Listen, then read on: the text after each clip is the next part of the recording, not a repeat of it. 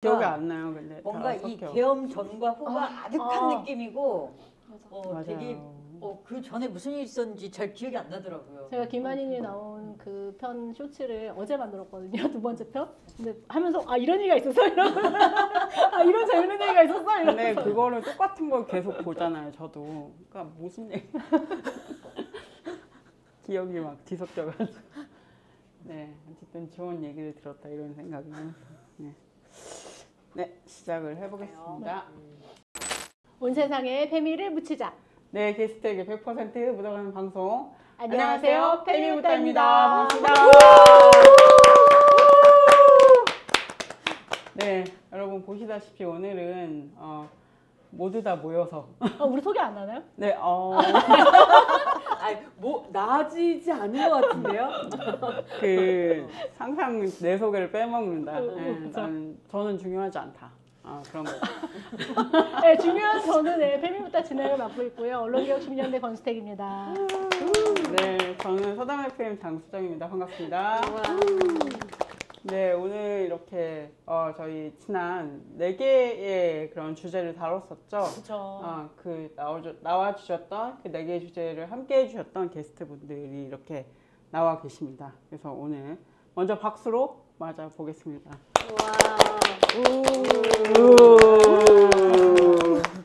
네, 오늘은 좀 약간 사랑방 느낌으로 저희가 꾸며봤어요. 귤 까먹으면서 이렇게 입을 덮고 이야기하는 그런 느낌으로다가 뒤풀이를 좀 해보려고 합니다. 그럼 먼저 저희 게스트분들 소개부터 좀 해볼게요. 지금 저한테 저쪽 제일 멀리 계시는 장영 기사님. 네, 저는 정보이권 연구소에서 일하는 장여경이라고 합니다.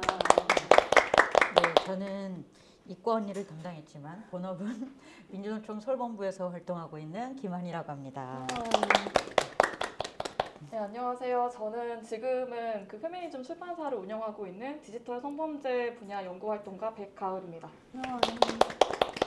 네, 안녕하세요. 프로젝트 38의 손희정입니다. 반갑습니다. 와, 반갑습니다. 네. 선생님 이렇게 다 모이니까 어떠신가요, 기분이?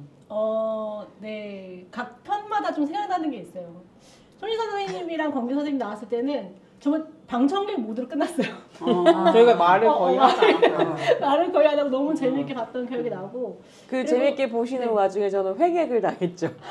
야단 맞고 한 20년 만에 사람한테 야단 맞는 놀라운 경험. 권민현 선생님이 아주 혼을 내셔가지고 즐거웠다 근데.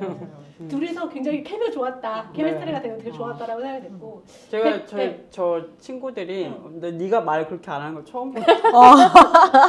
왜 입을 그랬습니다. 네. 그리고 백가일 선생님 나왔을 때는 사실은 디지털 성범죄가 되게 심각한 건 되게 오래전부터 알고 있었는데 뭘 해야 되지? 이런 고민만 하고 있을 때 그 나서서 싸우는 사람이 있었다라는 것들을 다시 한번 생각했던 그런 시간이었던 것 같아요.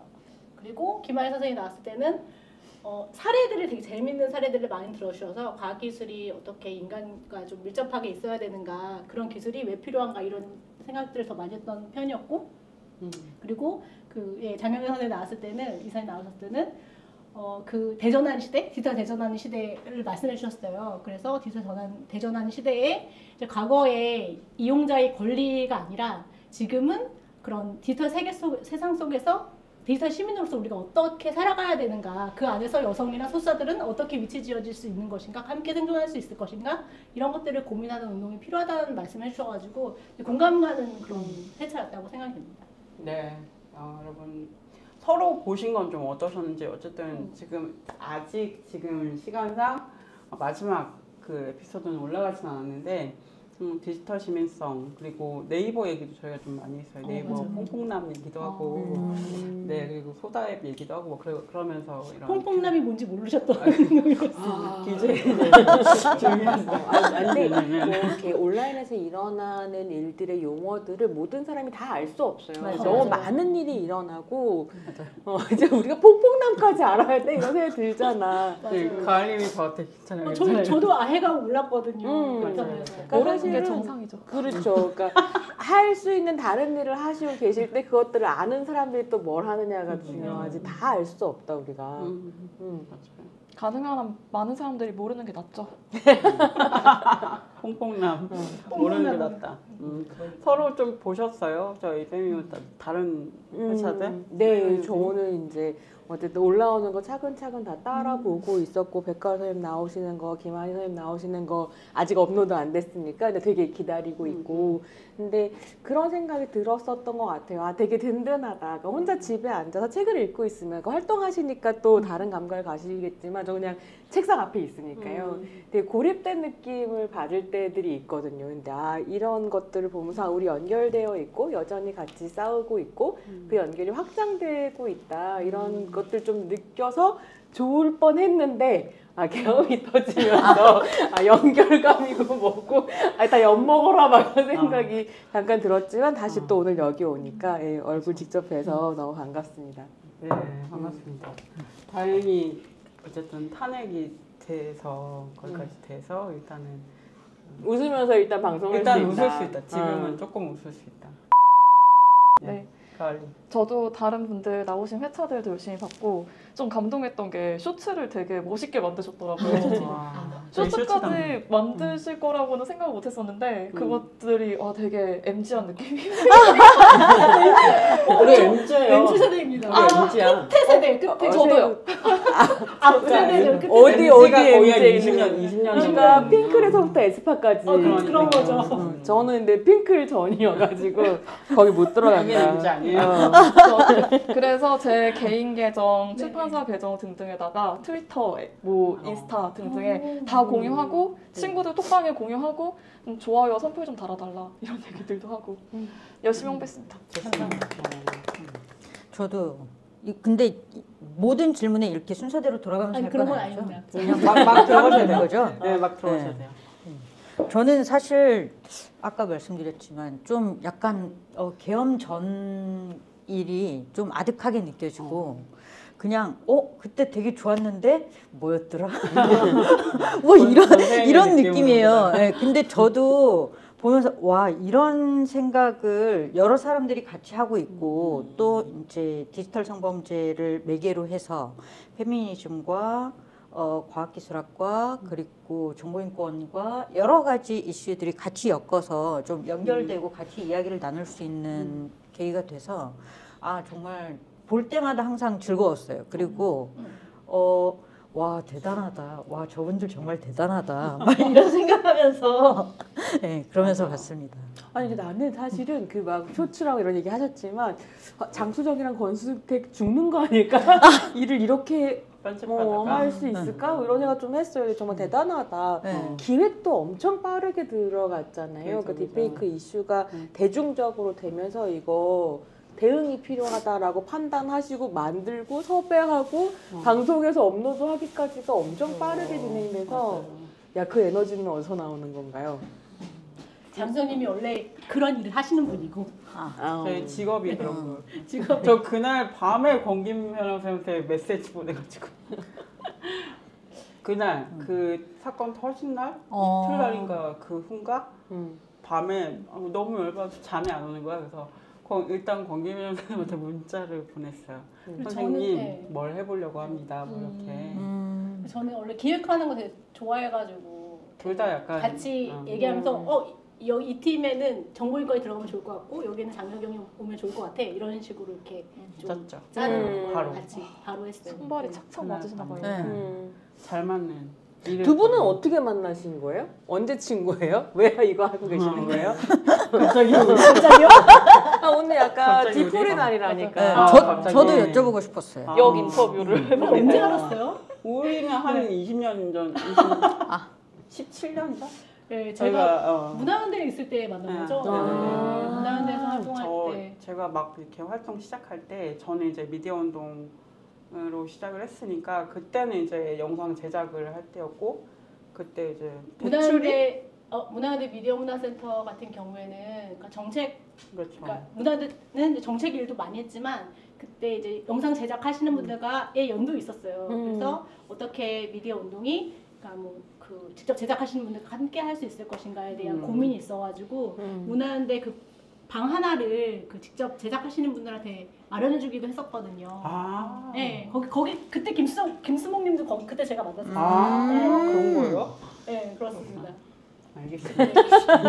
저는 아이고, 네. 장혜경 쌤 소감도 궁금해요. 네. 그거 네. 설명해 주세요. 못 들으셨으니까 짧게 무슨 짧게 얘기를 어떤 했는지도. 얘기인지 네. 아니 뭐 이 아까 방송 제가 이 보여드렸는데 방송 나갈 때쯤은 다 보셨겠지. 다 보셨을 뒤일 것 같긴 한데 네.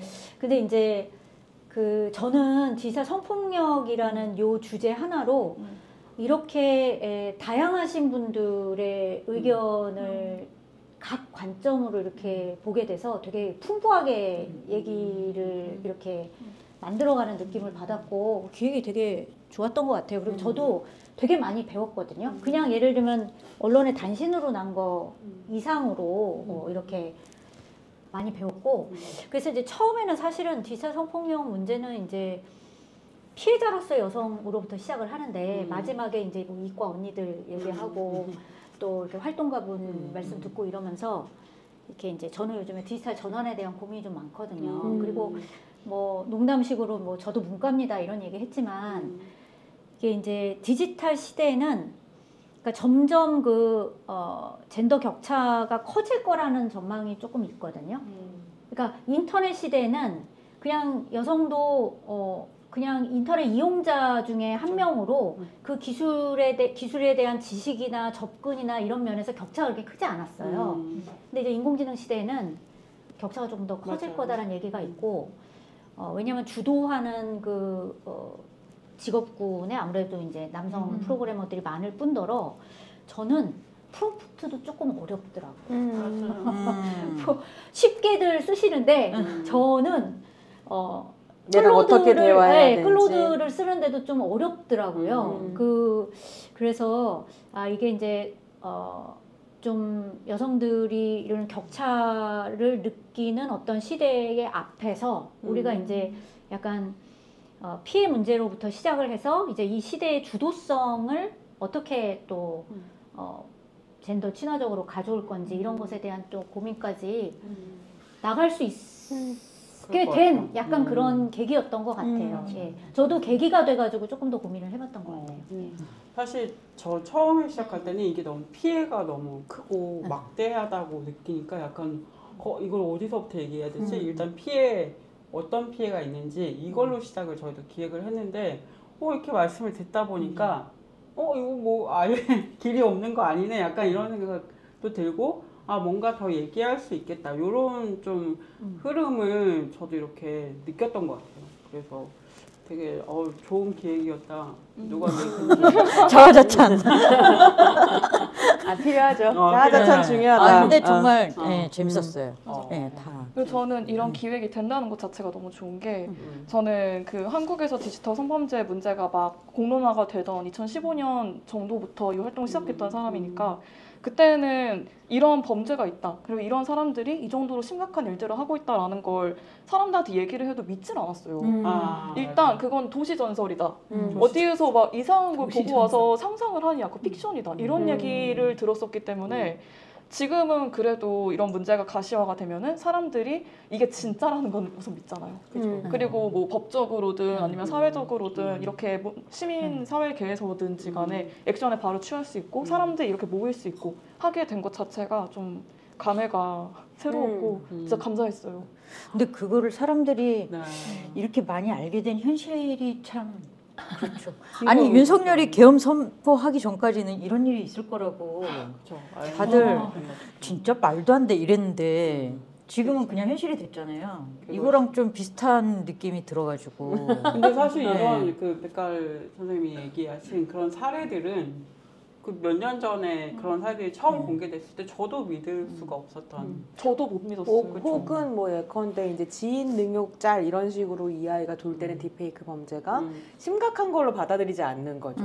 그냥 뭐 SNS나 이런 데에 모여서 한 줌의 남자들이 못된 장난을 친다. 이 정도로 받아들였었던 것 같기도 하고 놀이문화처럼. 이름을 지인 능욕이라고 붙여놓으니 되게 별거 아닌 것처럼 느껴지기도 하고 하지만 백가을 선생님도 유튜브 나와서 얘기하셨지만 그 지인 능욕이란 말 밑에 깔려있는 유구한 역사와 여성을 짓밟아서 모멸감을 줘서 사실은 배제해버리겠다고 하는 어떤 식의 정치적인 의도라고 난 이름해야 된다고 생각하는데 놀이가 아니라 그런 정치적 의도까지가 다 끌어올려져서 이제 이야기가 제대로 되기 시작한 찰나였는데 이런 식으로 너무 막 계엄 이런 걸 떼어버리니까 사실 이 계엄이 모든 이슈를 지금 빨아들여 버린 상황에서 이거 다시 어떻게 얘기할 것인가 전 또 좀 고민이긴 하거든요. 근데 저는 이번에 그 계엄하고 이제 탄핵안 가결될 때까지 그 시위에 2030 여성이 되게 주도했다 이런 얘기들이 많이 나왔잖아요.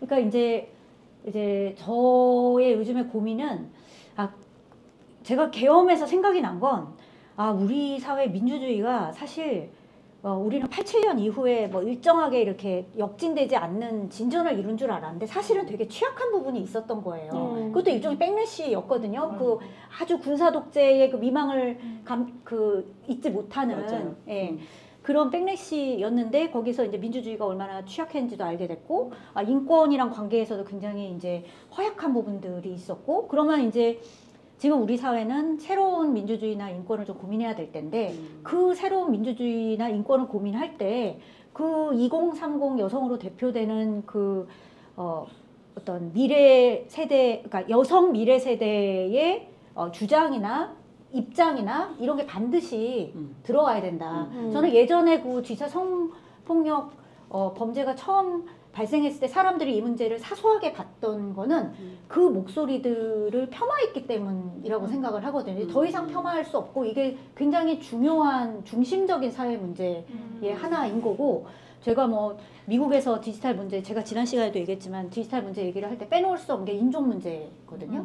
유럽에서는 이주민하고 난민 문제와 디지털 차별 문제인데 한국에서는 그 여성에 대한 폭력이나 그 범죄나 이런 문제가 저는 마찬가지로 굉장히 중심 의제인 거고 지금 인터넷 문화에서 그 여성을 대놓고 조롱하는 이런 문화도 만들어졌다는 약간 의심을 하고 있어. 특히 이제 일베나 이런 것도 그 저희 단체에서 이제 국정원 댓글 사건을 조사를 한 적이 있거든요. 의뢰를 받아가지고 어떤 사이트에 하드를 다 받아가지고 이제 댓글을 이렇게 분석을 하고 그 중에 이제 국정원 직원의 댓글만 골라내가지고 이제 재판의 증거로 내는 그 작업을 했었는데 그때 보면은 그 국정원 댓글은 되게 웃긴 게 이제 그 민간 요원들도 있는데 민간 요원들 말고 그 직원이 올리는 글은 아침에 9시에 댓글이 올라가기 시작해서 저녁 6시에 딱 끝나요. 세상에. 근데 이제 올리는 시간을 약간 한동훈 게시판이랑 비슷한 거잖아요. 정해진 시간에 똑같은 내용이 우르르 올라오고 사라지고. 그래요? 거기도 그랬어요? 변호사가 실수있는 시간에 글들이 올라오고 있다 이런 얘기가 있어요. 사실은 그렇지. 근데 이제 거기 보면은 이제 그 엄청 뭐랄까 그 게시판 문화에 맞춰가지고 이제 뭐 약간 대부분이 조롱하는 글이에요. 진지한 글도 올라오긴 하는데 예를 들면 어떤 신문 스크랩 같은 것도 올리기도 하는데 대부분은 조롱하는 글이거든요. 그런데 이제 나중에 얘기를 들으니까 의도적으로 예를 들면은 뭐 노무현 대통령을 조롱하는 이미지 같은 거 합성하는 것도 국정원이 지원을 했다고 하고 그런 것들은 이제 나중에 언론 보도를 통해서 밝혀지고 그리고 일베에도 굉장히 많이 올렸었다고 하고 그 알 수 없는 또 자원 투여가 또 일베를 살렸다고도 하고 그런 걸 보면 사실은 그때 망가진 어떤 종류의 국가가 개입을 해서 망가뜨린 그 공론장이 특히 이제 청년 우군 양성 이렇게 국정원장이 발표한 모토가 있었어요. 청년 우군 양성이라 그래서 우파 청년들을 만들어내는 그게 성공한 프로젝트였던 것 같은 거예요. 그렇게 해서 이제 그게 스스로 자가증식하고 그게 일베를 경험해보지 못한 또 새로운 그 남성 네티즌들을 또 길러내고 그 사람들의 담장을 넘어서 이제 스며드는 상황이 됐으니까요. 그렇죠. 근데 조롱하고. 저는 이런 고민들은 좀 있어요. 그러니까 그게 국가가 개입해서 만들었다라고만 얘기하기에는 이전에 이미 있었던 문화 안에서 국가의 어떤 그런 식의 이제 기획이 접속하게 되는 건데 이런 식의 위에서부터 떨어지는 접속이 늘 성공하는 게 아니거든요. 그러니까 어떤 것인가 대중 안에 있었던 걸 건드리면서 같이 서로 상호작용하는 것이기 때문에 그냥 어떤 특정 정파에 혹은 어떤 입장이 국가의 힘을 얻어서 공농장을 망쳤다라고 얘기하기에는 이미 인터넷 공농장 안에 놓여 있었던 문화의 문제를 얘기를 꼭 해야 된다는 생각이 늘 들어요. 그렇죠. 그러니까 그 어려운 부분이 있죠. 그 전에는 약간 김치년 이런 문화가 있었어요. 뭐 된장녀. 그러니까 그런 문화들이 있긴 했는데 제가 말하고자 하는 것은 일종의 하위 문화였던 것이 어느 순간 공식화됐는데 그 원인은 여러 가지가 있겠죠. 국가 자원도 투여되고 그 이준석 같은 정치인이 이 얘기를 이제 당당하게 할 수 있다고 갈라치기 정치를 공식화하고 근데 제가 재밌게 봤던 게 그 트럼프를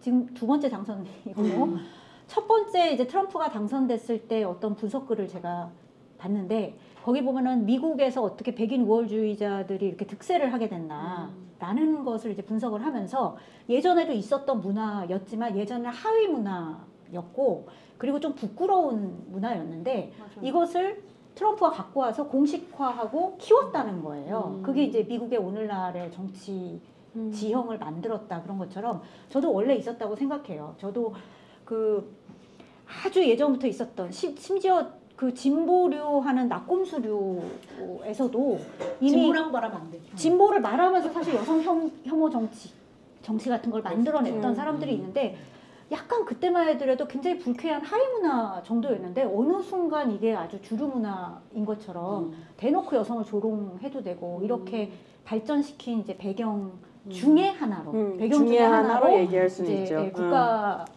공권력의 개입이 있지 않았나 뭐 이런 생각을 하는 거죠.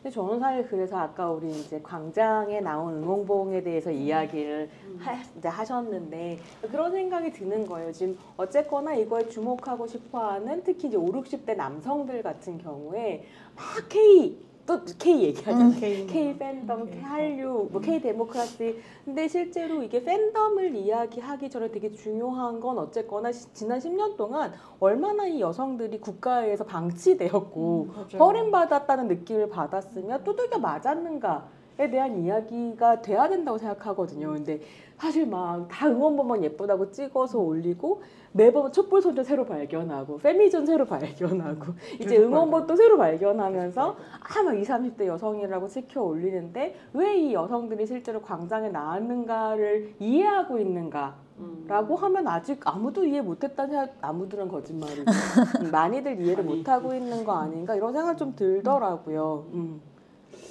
그죠. 이번에 특히 뭐 계엄 이후에 광장에 나온 여성들에 대해서 그 어느 때보다 많이 이야기하고 있는데 이게 사실은 이유는 잘 못 들었던 것 같아요. 그러니까 그 윤석열이 그 사람들 짓밟고 표 받아가지고 대통령이 된 것에 대한 울분 분명히 있고 그 과정에서 엄청나게 또 정치적으로 각성하고 제가 이제 요즘에 피를 토하면 얘기하는 게 어쨌거나 대선에서 이재명이 윤석열을 0.7%인가요? 0.73까지 따라갈 수 있었던 건 박지원 때문이었거든요. 그러니까 박지원과 함께 들어왔던 소위 그 개딸들이라고 하는 20, 30대 여성으로 주목받았던 완전히 정치화된. 근데 그때 그 여성들도 이재명 되게 좋아서 물론 한 군데에 이상한 팬덤이 생기긴 했는데 모해화가 갯모해가 생기면서 근데 트위터부터 너무 흉측해가지고 왜 이재명을 모해화할 수 있지? 이런 게 있긴 했지만 어쨌든 간에 선택한 거였거든요. 윤석열 안 되니까 견제하기 위해서 그렇다면 이재명이라는 게 있었던 굉장히 정치적으로 판단한 20, 30대 여성들이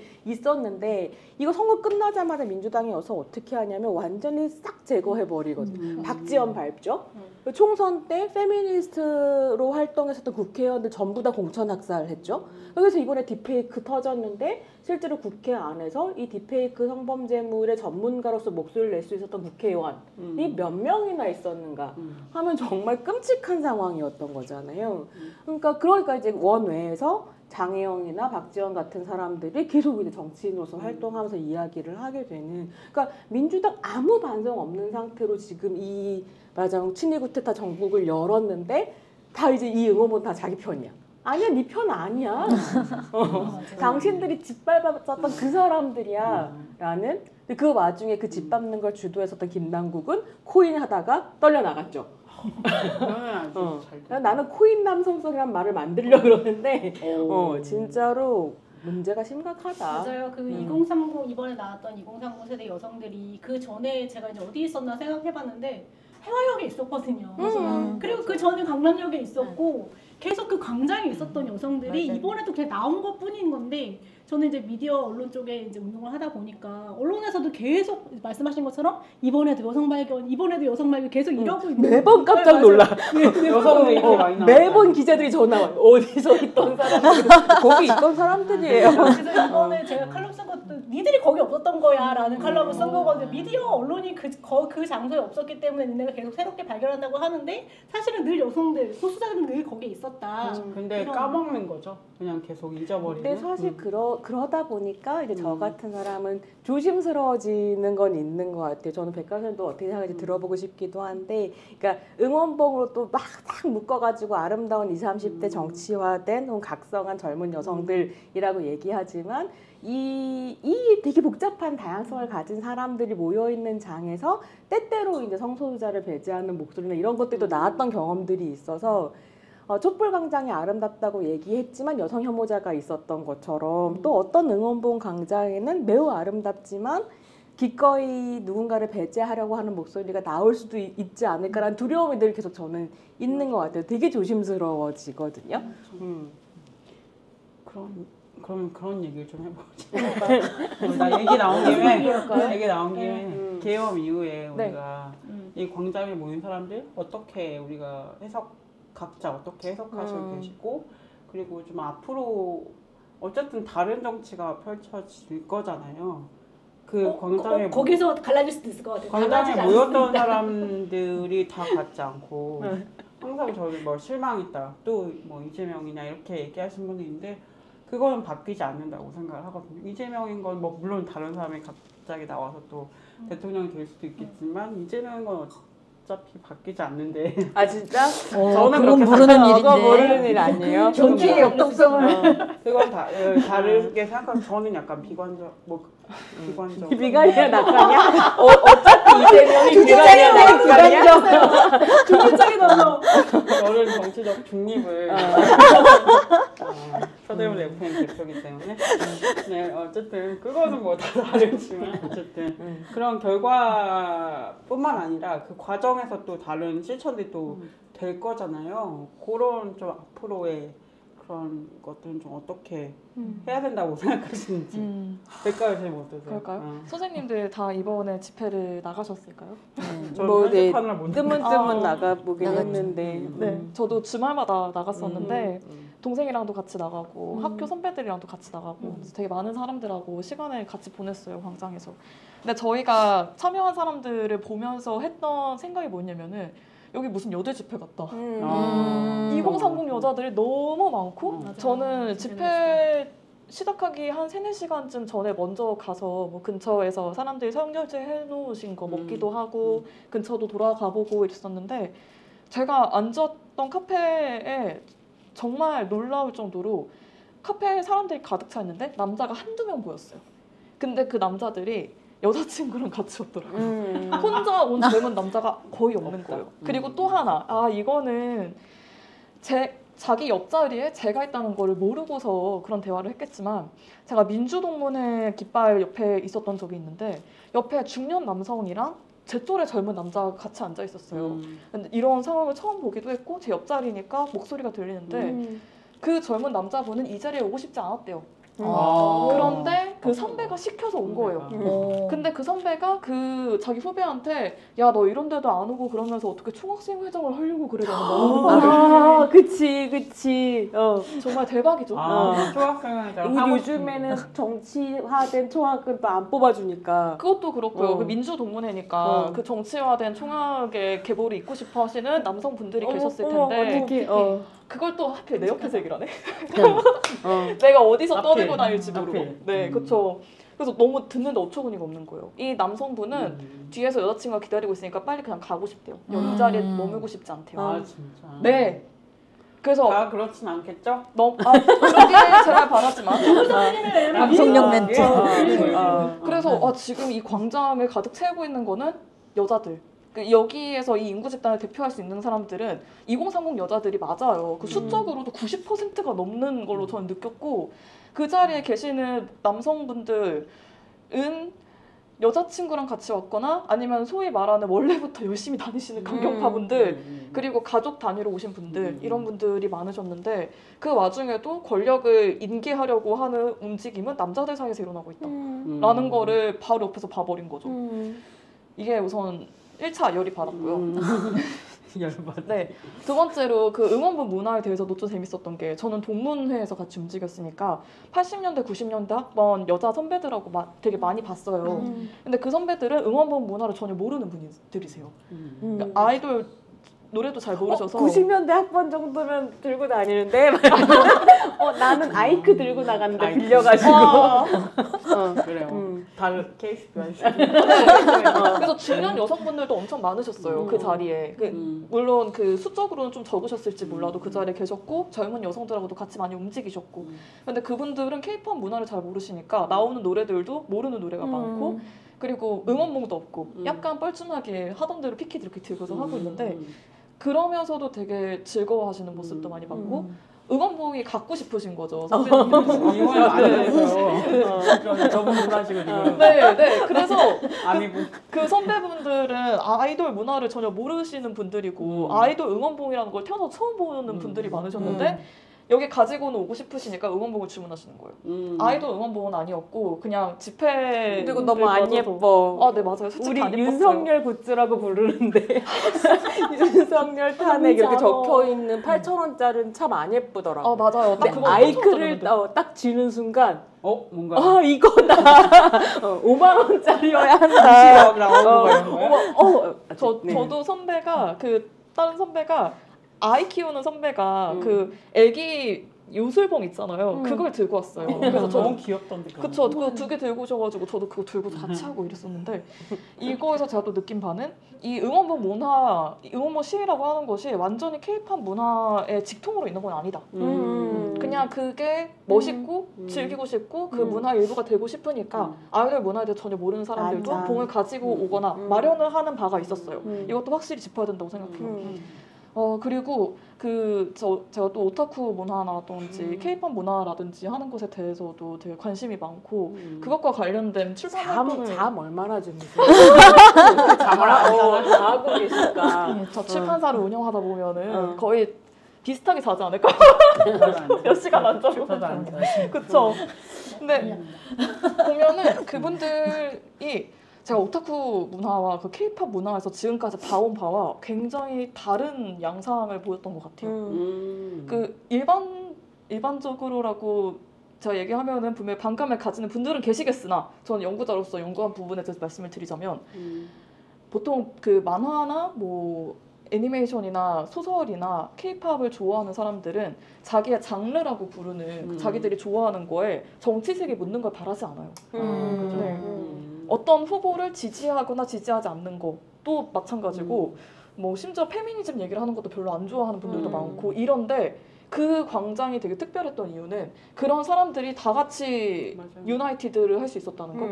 그래서 내 아이돌의 정치를 묻히지 말아라. 이런 이야기들이 이전까지 대세였다면은 이제는 심지어 그 해산을 한 오래전에 해산을 한 그룹의 응원봉을 들고 오기도 하고 가수가 해주잖아요.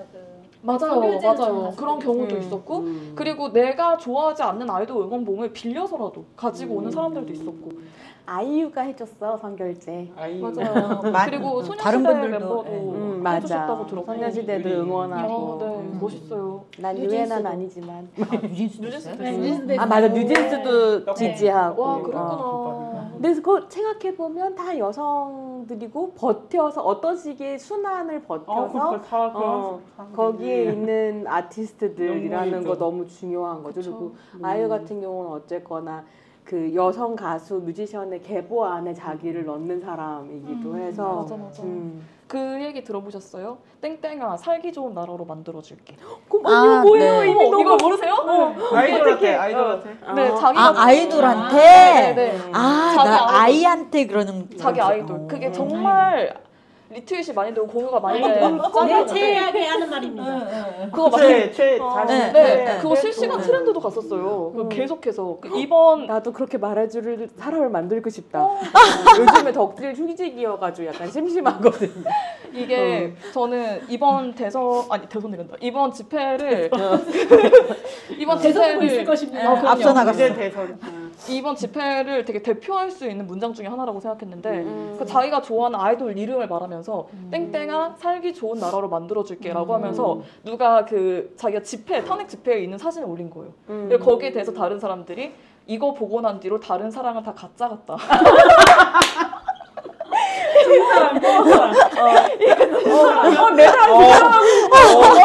사랑하는 내 아이돌이 살기에 좋은 세상을 만들어주고 싶어서 집회에 간다. 진짜. 이런 아니 이야기를 근데 하고. 옛날에 그 촛불광장 전에 광우병 할 때 그때도 촛불 소녀들 중에 그 팬덤에서 나온 사람이 있어요. 우리 오빠한테 광우병 소를 먹일 수 없다. 그래서 사실은 이렇게 대중문화와 연결되어서 정치적인 행위를 하는 여성들이 꽤 오래전부터 이게 2008년이잖아요. 그러면 사실은 21세기부터 쭉 있었던 거예요. 그 전은 우리가 몰라서 있었을 수도 있겠죠. 그걸 몰라서 그렇게 그렇지. 해석하지 않았을 수도 네. 있고. 아 광우병 때는 제가 너무 어려서. 아니 내가 근데 백가라 선생님 얘기하시는 걸 들으면서 그 생각이 나랑 지난 10년을 같은 걸 보면서 그렇지. 살아온 사람이 있다. 이 사람이 훨씬 더 잘 기억하고 있다. 난 어제를 이제 기억하지 못하지만 이 사람은 앞으로 향후한 10년을 또 이렇게 기억력을 가지고 있겠지. 신선한 과거니까요. 이런 얘기 그럴 수 있어. 그런 생각이 들었어요. 응원봉 어떻게 가지고 나가셨나요? 아니요, 이번에 어떻게 잡아야 네. 저는 사실 주말에 못 나갔어요. 다 개인적인 일이 있고 해가지고 주로 저는 이제 안에서 뭔가 집회를 기획하거나 준비하는 데 참여하고 민주노총 예, 뭐 예를 들면 탄핵버스 뭐 이런 거 해서 이제 국힘 당사와 지역구 의원실 순회 그거 인기가 되게 좋았거든요. 맞아요. 20, 30대 여성들이 굉장히 많이 탑승을 하셨고 저도 봤어요. 아 네, 그래요? 홍보를 봤어요. 네, 저희 그 사무실에 주로 이제 홍보물 담당하시는 분의 최대 흥행작이 아닐까. 탄핵 네. 네, 근데 어쨌든 그런 거 하고 저는 이제 준비하는데 좀 이렇게 깔짝깔짝 하다가 시골에 김장을 하러 갔죠.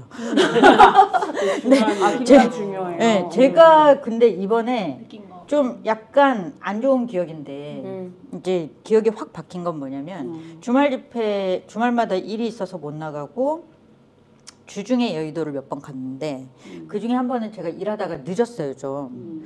거기다가 그날따라 이제 차를 갖고 출근할 일이 있어서 차를 갖고 여의도에 갔는데 여기저기서 다 집회하니까 막 다 막혀 있는 거예요. 그래서 막 막혀 있는데 피해서 차를 갖고 이제 딱 갔는데 앞에 어떤 주체가 어딘지 모르겠어요. 네, 집회를 하고 있는데 그 주로 참가하신 분들은 20, 30대 여성분들로 보이고 근데 제가 그 앞에 갔을 때 어떤 지방에서 올라오신 목사님이 이제 무대에 오셔가지고 노래를 부르는데 이제 노래하기 전에 이런저런 말씀들을 하시는 거예요. 근데 반말로 얘기를 하는 거예요. 왜? 앞에 있는 사람들한테. 모르겠어요. 네. 너 뭐 그러니까- 돼? 왜? 저도 들으면서 뭐지? 이랬는데 반말로 그러니까 그 전형적으로 우리가 생각하는 나이 많으신 꼰대 남성분들이 이제 젊은 여성들한테 모르는 여성인데도 그냥 얘기하듯이 지하철에서 만나는 그런 분들이나 아니면 가끔 이제 택시 기사분 중에 이제 그런 분들이나 그런 어투로 그렇게 얘기를 하고 있는 거예요 무대 위에서. 건방지네요. 아니 이건 건방진 거 이상으로 너무 불쾌감이 드는 거예요 저는. 근데 이제 거기 앉아 계신 분들은 어떻게 느꼈을지 모르겠어요. 그럼에도 불구하고 환호성이 나오거나 이런 경우도 많았고. 저는 그래서 이 광장에 모인 사람들이 정치적으로든 뭐 성, 연령 여러 다양한 정체성을 갖고 계신 분들이 모여 있는데 저런 분들하고도 지금 이 광장에 뒤섞여 있구나라고 하는 데서 약간 좀 암담함? 이런 게 느껴지기도 했어요. 그래서 탄핵소추안이 가결된 다음에 우리가 할 일이 많고 갈 길이 멀구나. 네, 이런 생각이 아니, 들었고. 그 얘기하시는 거 들으니까 이반지하가 자기 유튜브에서 그런 얘기 했다 그러더라고요. 저 짤로 봤는데 이 광장이 너무 사실 다양해서 하나인 것처럼 보일 때 빨리 끝내야 된다.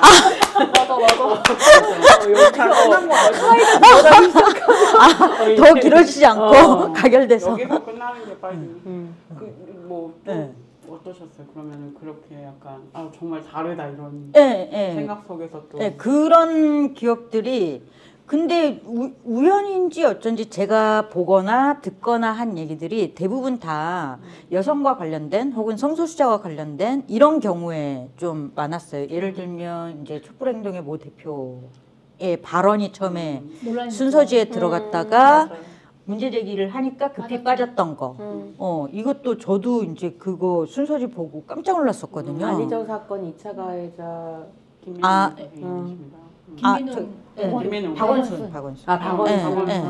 그리고 또 한 번은 이제 어떤 성소수자분이 무대에 올라서 이제 발언을 하셨는데 이제 한쪽에 주로 이제 40, 50대 남성분들이 많았던 데서는 어떻게 반응해야 될지 이 광장에서 우리 편인 것 같긴 한데 이걸 어떻게 해야 되지 막 이런 분위기. 근데 약간 야유를 했다 뭐 이런 그런 것도 있었고 제일 많은 야유를 받은 건 페미니스트였어요. 맞아요. 저 기억나요. 저번 주 토요일에 페미당당 신미섭 씨께서 발언하실 때였고 그때가 가장 큰 야유가 있었다. 맞아요. 저 딱 마침 그때 화장실을 가기 위해 나온 상태였어서 바로 무대 옆이었거든요. 저도 그 얘기 들었어요. 저는 거기 현장에는 없었는데. 그러니까 저는 당황하는 것까지는 우리가 대면해야 된다고 생각하거든요. 그러니까 당황한 사람을 포기하지 않아야 돼. 이 사람한테 이게 익숙해질 때까지 친절하게 계속 옆에서 내가 있어요. 나는 fem이고 뭐 나는 소수자고 나는 뭐예요라고 하는 걸 해야 된다고 생각하는데 야유하는 사람들하고는 어떻게 싸울 것인가 혹은 야유하는 사람들하고는 어떻게 끝까지 내 편으로 만들기에 노력할 것인가. 요즘에 똑같이 야유. 근데 안 되는 거 그러니까 야유의 야유가 아니라 야유의 더 담대함으로 어떻게 대응할 것인가. 맞아요. 근데 너무 병든다. 아니 근데 진짜 병들었다. 그 사람은 누구나 자기 행동이나 말에 대해서 비난받거나 혹은 부채감이나 미안함을 느끼게 하면 그 사람하고 같이 행동으로 연결되지 않는 것 같아요. 그러니까 계속 오히려 더 피하려고 그러고. 그렇지. 그래서 말씀하신 거에 정말 많이 그래서 공감해요. 예전에는 왜 그냥 이제 온라인 밈처럼 뭐 멍청이에게 먹이 주지 마세요. 뭐 아니면 왜 우리가 그걸 하나하나 다 설명해 줘야 돼? 뭐 대답 안 한다. 먹금한다. 뭐 이런 식의 뭐 전략 같은 것들을 우리끼리 공유하고 그러기도 했던 것 같아요. 왜냐면 매번 설명하고 설득하기 너무 지치고 우리가 계속 상처받으니까. 근데 이제 요즘에는 좀 생각이 달라지는 것 같아요. 그러니까 어떻게든 붙들고 웃으면서 친절하게 끝까지 설득하기 위해 어떻게 노력할 것인가. 그러니까 근데 모든 페미니스트이 다 그래야 될 필요는 없다고 저는 생각하긴 하는데 좀 맷집을 가진 사람들은 이제 맞아가며 할 때가 됐다. 저 약간 비슷하게 생각을 하는데 비즈니스 맘이세요. 뭐 속에 그렇게 하는 거야. 그렇게 남의 정체성을 하지 마.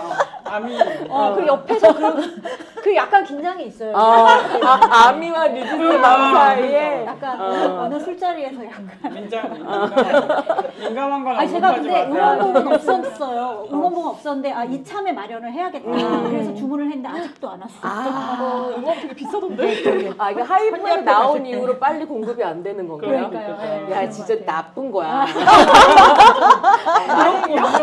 얘기해야 돼. 네, 우리 어머니가 알미여가지고.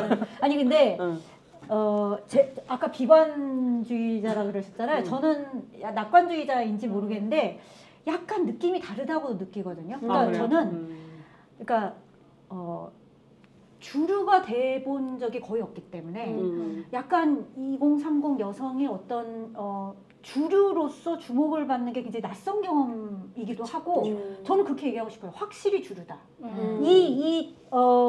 계엄과 이 탄핵 정국의 시위를 나온 사람의 절대 다수가 2030 여성이 그걸 주도했다는 거. 심지어 어떤 발언자에 대한 비토까지 그건 일종의 권력이잖아요. 발의를 할 수 있는 게 너무 믿어지지가 않는 거예요. 예전에는 그냥 수근수근하면서 기획한 사람들이 저렇게 센스가 없냐, 저 양반을 저기다 올리면 어떡해, 뭐 이런 정도로 툴툴거리고 넘어갔다면 비슷해 나랑. 이제는 그거를 얘기를 할 수 있는 게 저는 약간 어떤 종류의 권력 임계점에 거의 도달했거나 약간 넘어서고 있는 느낌을 좀 받아요. 그리고 아까 선생님들 말씀 들으면서 생각이 난 건데 이 여성들이 말하자면 고통 속에 단련이 된 여성들인 거예요. 강남역에서, 해화역에서. 그 여성들이 이 대호에 이렇게 많은 그 대호를 그 형성을 할 수 있을 만큼 저는 그 새가 성장을 했던 것 같고 이게 그냥 제가 낙관적인지 모르지만 쉽게 역진되진 않을 거다. 그러니까 그리고 또 수많은 백래시와 말도 안 되는 정말 여가부 폐지와 진짜 황당한 일을 겪으면서 더 약간 성장했고 단단해졌고 그러면 약간 어떤 느낌이냐면 약간 여유가 생겼어요. 왜냐면 저는 사실 얼마 전까지만 해도 저는 이제 10년 정도면 제가 은퇴를 할 것 같고 그러면 제가 은퇴를 하고 저희 단체나 이렇게 미래 세대를 뭘로 생각을 했냐면 미래 세대는 일배류 아니면 낙곰수류밖에 안 남을 것 같아요. 진보는 낙곰수가 말하자면은 장악하고 우파는 일배류가 장악하는 그런 미래 세대를 남겨두고 내가 이제 떠나야 될지도 모른다는 어디든지 대한 믿음이 그 정도밖에 안 나요. 거기서 그 세대에서 후배들이 고생을 하겠구나 이런 생각을 한 건데 지금 저는 이제 약간 희망차서 내가 당장 은퇴해도 되겠다. 아니에요? 아니에요? 아니, 그러니까 너무 디지털 전환 시대에 아니, 이 2030 여성들이, 그러니까 제 생각에는 조만간 되게 다양한 목소리가 터져 나올 거고, 분화할 것 같아요. 근데 저는 분화도 나쁘지 않은 거예요. 왜냐하면 그게 총수가 일정하게 많기 때문에 또 입장이 갈라지고 분화될 수 있는 거거든요. 저는 이것도 환영할 수 있고 그 여유를 좀 가질 수 있지 않을까라고 대단히 낙관적으로. 우선 선생님께서는 가시면 안 되고요. 제가 찰싹 붙어서 오래오래 죄송한 말씀이지만 돌아가시기 직전까지 정말 비슷한 생각했어요. 그렇게 해주셔야 된다고 생각하고 저는 약간 그 생각이 다른 게 제가 바로 2030 여성이고 강남역과 해화역에 실제로 있었던 사람인데요. 저는 민주주의적인 절차로서 우리가 이길 가능성에 대해서 굉장히 비관적이에요. 왜냐면은 딱 저희가 여아 감별 남녀의 세대고 인구수가 70만 명 이상 차이가 나요.